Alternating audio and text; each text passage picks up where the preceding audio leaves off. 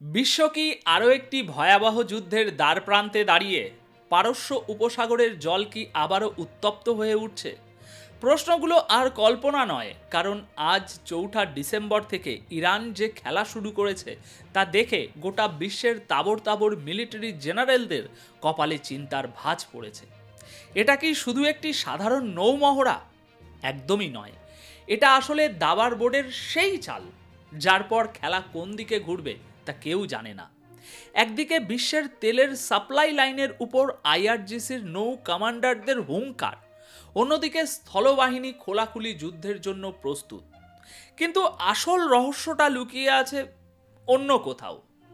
কেন হঠাৎ করে ইরান, পাকিস্তান আর তুরস্কের মধ্যে 6543 কিলোমিটার লম্বা এক মালগাড়ির চাকা ঘুরতে শুরু করলো?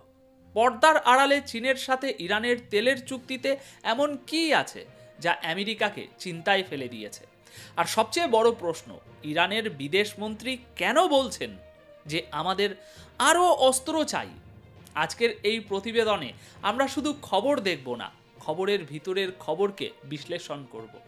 ইরানের এই ত্রিমুখী কৌশলের পিছনে লুকিয়ে থাকা সেই মাস্টার প্ল্যান কি তা জানতে হলে প্রতিবেদনটি শেষ পর্যন্ত আপনাকে দেখতেই হবে।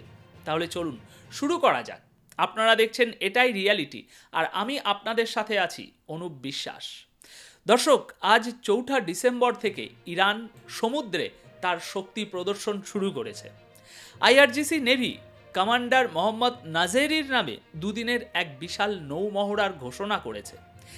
কিন্তু প্রশ্ন হলো, এটা কোন যুদ্ধের প্রস্তুতি ভাই? দর্শক, এই মহড়ার অবস্থানটা একবার বুঝে নিন। এটা কিন্তু অত্যন্ত কৌশলগত একটা এলাকা। পুরো পারস্য উপসাগর, 3টে দ্বীপপুঞ্জ, হরমুজ প্রণালী এবং ওমান উপসাগর, অর্থাৎ সেই পুরো এলাকা যেখান দিয়ে গোটা বিশ্বের তেল সরবরাহ হয়। আর সেখানেই ইরান এবার তার বিশেষ নৌ কমান্ডো এবং সামুদ্রিক অভিযানের শক্তি প্রদর্শন করতে চলেছে। এবার এটাও জেনে নিন যে ইরানের কমান্ডার নাজেরি কে ছিলেন, যার নামে এই মহড়া অনুষ্ঠিত হচ্ছে। তিনি কেন এত গুরুত্বপূর্ণ? আসলে 1954 সালে তেহরানে জন্মগ্রহণকারী নাজেরিকে আইআরজিসি নেভির সিনিয়র কমান্ডার এবং বিশেষ বাহিনীর প্রতিষ্ঠাতা হিসাবে গণ্য করা হয়। 2016 সালে আমেরিকান নৌবাহিনীর 10 জন সদস্য ইরানের জলসীমায় প্রবেশ করলে তাদের আটক করার যে অপারেশন হয়েছিল তার নেতৃত্ব তিনিই দিয়েছিলেন, আর এই কারণেই তিনি বিখ্যাত। ইরানে তাকে সামুদ্রিক অভিযানের মাস্টার হিসাবে দেখা হয়। 2016 সালে হৃদরোগে আক্রান্ত হয়ে তার মৃত্যু হয়। কিন্তু বলা হয় যে ইরান ইরাক যুদ্ধের সময়কার রাসায়নিক অস্ত্রের প্রভাবই তার মৃত্যুর কারণ হয়ে দাঁড়িয়েছিল। আমি আপনাকে সামান্য ইতিহাস জানালাম, যদিও এর পরের খবরগুলো আরও চাঞ্চল্যকর। এরপর ইরানের স্থলবাহিনী সম্পর্কিত খবর আছে এবং আরব ন্যাটো কি ঘোষণা করেছে সেই খবরও রয়েছে। আপাতত এই খবরে ফিরে আসি। আইআরজিসি নেভির এই মহড়া আসলে হচ্ছে কেন? দেখুন, সবচেয়ে বড় প্রশ্ন তো ভাই এটাই। এটা কি শুধুমাত্র একটা সাধারণ মহড়া, নাকি আসন্ন কোনো যুদ্ধের প্রস্তুতি? হরমুজ এবং ওমানের জলে ইরানের গতিবিধি সবসময় উপসাগরীয় অঞ্চলে বিপদের ঘণ্টা বাজায়, এবং ইরানও জানে যে এখানে তাদের প্রতিটি পদক্ষেপের উপর গোটা বিশ্বের নজর থাকে।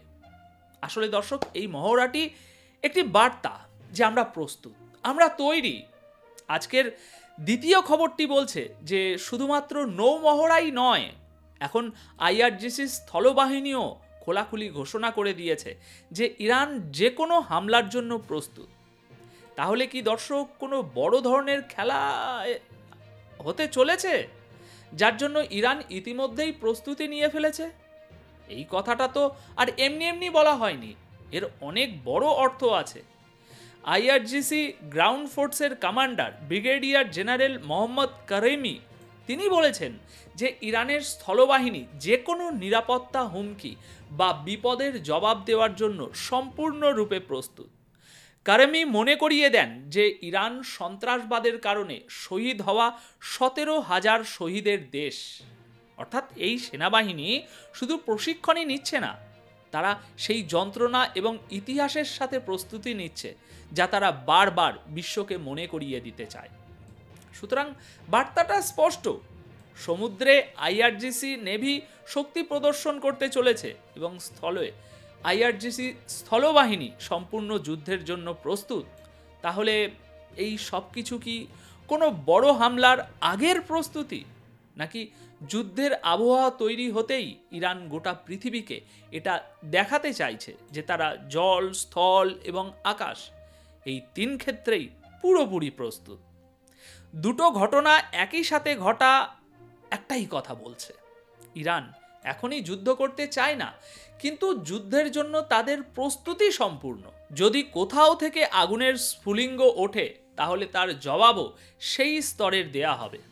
এবার কিছু শিরোনাম থেকে পুরো বিষয়টা বুঝে নিন যে ইরান কিভাবে তার চারপাশে বন্ধুত্বের এমন একটি জাল বুনছে যেখানে শত্রুরা জড়িয়ে পড়তে বাধ্য। দেখুন, ইরান থেকে একটি সতর্ক বার্তা এসেছে, বা বলা ভালো একটি প্রয়োজনের উপর জোর দেয়া হয়েছে। আব্বাস আরাকাচি, ইরানের বিদেশ মন্ত্রী, গতকাল ৩রা ডিসেম্বর তাসনিম নিউজ এজেন্সির শিরোনাম বলছে, আরাকাচি ইরানের প্রতিরক্ষা শক্তি বাড়ানোর উপরে জোর দিয়েছেন। আব্বাস আরাকাচি বলেছেন যে ইরানের প্রতিরক্ষা শক্তি আরও বাড়ানো দরকার। ইরানকে আরও নতুন অস্ত্র তৈরি করতে হবে এবং বাইরে থেকেও আনতে হবে। এসব কেন হচ্ছে? আর যদি হচ্ছেই, তাহলে সেই বিষয়ে বিবৃতি কেন সামনে আসছে? এই কাজ তো চুপিসারেও করা যেত। আসলে প্রস্তুতি এবং ঘোষণা দুটোই একসাথে চলছে। প্রস্তুতি শত্রুর সাথে নিজের লড়াই করার জন্য, আর ঘোষণা শত্রুকে সতর্ক করার জন্য যে এবার জবাব আরও ভয়ঙ্কর হবে। বিশেষ করে ইসরায়েলের জন্য, যেখান থেকে একটা গুঞ্জন কানাঘুষো শোনা যাচ্ছে যে তারা হয়তো আবার ইরানের উপরে হামলা করতে পারে, এই ডিসেম্বরে না হলেও জানুয়ারিতে। তাই পরিস্থিতি বেশ উত্তপ্ত, আর সেই কারণেই এই ধরনের বিবৃতি এবং প্রয়োজনের উপরে জোর দেওয়া হচ্ছে। ৩রা ডিসেম্বরের আরেকটি শিরোনাম দেখুন ইরানের মেহের নিউজ এজেন্সির, ইরান, পাকিস্তান, তুরস্ক ফ্রেট ট্রেন শীঘ্রই পুনরায় চালু হবে। এটি একটি মালগাড়ির রেল লাইন যা আবার চালু হতে চলেছে। এর কার্যকলাপ আবার শুরু হতে চলেছে। কোথা থেকে চলছে? এই মানচিত্রে দেখুন। এই ট্রেনটি ইসলামাবাদ থেকে ছেড়ে কোয়েটা হয়ে ইরানে প্রবেশ করবে এবং ইরানের কেরমান, তেহরান, তবরিজ হয়ে তুরস্কের আঙ্কারা ও ইস্তাম্বুল পর্যন্ত যাবে, যা ইউরোপের দরজা। আপনারা বুঝতে পারছেন, মোট ৬৫৪৩ কিলোমিটারের এই রেল লাইনটির সবচেয়ে বড় অংশ ইরানে রয়েছে, যেখানে ২৬০৩ কিলোমিটারের ট্র্যাক আছে। অন্যদিকে পাকিস্তান ও তুরস্কে প্রায় ২০০০ কিলোমিটার করে ট্র্যাক পাতা আছে। এই ট্রেন রুটটি এই তিনটি দেশের মধ্যে বাণিজ্য আরও বাড়িয়ে তুলবে। নাম তো এটা মালগাড়ি, কিন্তু দেখে মনে হচ্ছে যেন তারা একটি ব্লক তৈরি করেছে। সবাই জানে সবাই কোনো না কোনো দিন টার্গেট হতে পারে, তাই প্রস্তুতি তো সবাইকেই রাখতে হবে। আর কথায় আছে না, এক থাকলে সুরক্ষিত থাকা যায়। এদিকে চীন ইরান থেকে তেল কেনা বাড়িয়েছে বলছে পশ্চিমা মিডিয়া। মানে পশ্চিমা মিডিয়া জানাচ্ছে যে চীন ইরান থেকে তেল কিনছে এবং এই কেনাকাটার পরিমাণ বাড়িয়ে দিয়েছে, অর্থাৎ বেশি করে তেল কিনছে। আরও বলা হচ্ছে যে দুটো জাম্বো কন্টেনার ভ্যাসেল, অর্থাৎ দুটি বড় জাহাজ ইরান থেকে চীনের দিকে রওনা দিয়েছে। এই তেল কেনা ইরানকে কি নিয়ে আসবে? ইরানে কি নিয়ে আসবে? এটা ইরানে টাকা নিয়ে আসবে। টাকা এলে ইরান যে কোনো দেশ থেকে অস্ত্র কিনতে পারবে। তেলের বিনিময়ে চীন থেকেও অস্ত্র পাওয়া যেতে পারে, বা অস্ত্র তৈরির সরঞ্জাম অথবা টাকা, যা দিয়ে নিজের অর্থনীতিকে চাঙ্গা করা যাবে। মানে মোদ্দা কথা হলো, ইরানের উপর যত নিষেধাজ্ঞা আরোপ করা হচ্ছে, ইরান ততই তার সেই সব বন্ধুদের সাথে ব্যবসা বাড়াচ্ছে যারা এমনিতেই আমেরিকা এবং পশ্চিমের শত্রু, যেমন চীন এবং রাশিয়া। তাই ইরান এই দিক থেকেও নিজেকে শক্তিশালী করছে। তাহলে দর্শক, পুরো ছবিটা এখন আপনাদের সামনে পরিষ্কার। ইরানের এই পদক্ষেপগুলো কোনো বিচ্ছিন্ন ঘটনা নয়, বরং এটি একটি সুচিন্তিত এবং বহুমুখী কৌশলের অংশ। একে আমি বলি 3 ডাইমেনশনাল চেকবোর্ড স্ট্র্যাটেজি।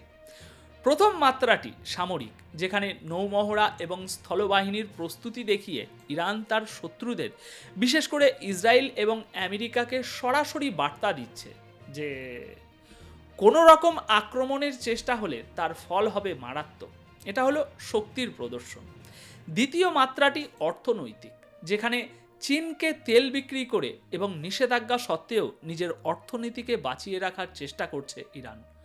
টাকা ছাড়া যুদ্ধ হয় না, আর ইরান সেই টাকার যোগান নিশ্চিত করতে তার বন্ধুদের দিকে হাত বাড়িয়েছে।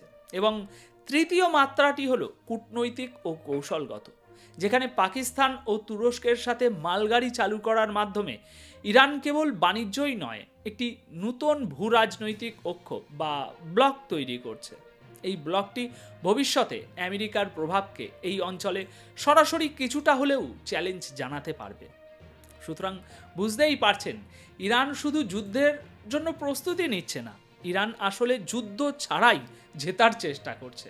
তারা এমন একটি পরিস্থিতি তৈরি করছে যেখানে শত্রুরা হামলা করার আগে 10 বার ভাবতে বাধ্য হবে।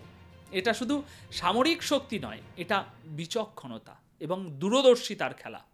আগামী দিনে নজর রাখতে হবে ইরানের এই পাতা ফাঁদে তার শত্রুরা পা দেয় নাকি নতুন কোনো চালের জন্য অপেক্ষা করে। আজকের এই বিশ্লেষণ যদি আপনাদের ভালো লেগে থাকে তাহলে আমাদের সাথে থাকুন, কারণ খবরের গভীরে যা লুকিয়ে থাকে আমরা তাকেই আপনাদের সামনে তুলে ধরি। ধন্যবাদ আপনাদের সকলকে।